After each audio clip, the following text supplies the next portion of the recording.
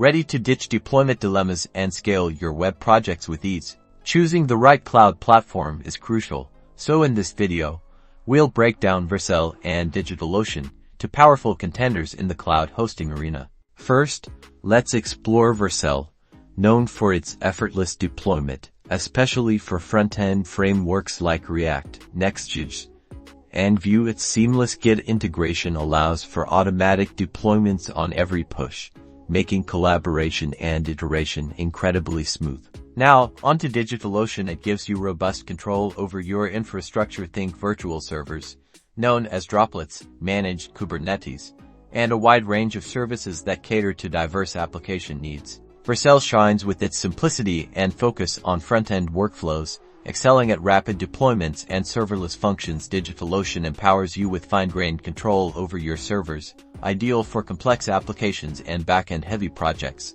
Consider Vercel if you prioritize ease of use, automated deployments, and serverless architecture. Choose DigitalOcean if you need full control over your infrastructure, require robust scaling options, or are managing complex back-end systems. Ultimately, the best choice depends on your specific project requirements and technical expertise. By understanding their core strengths, you can confidently select the platform that empowers your development journey.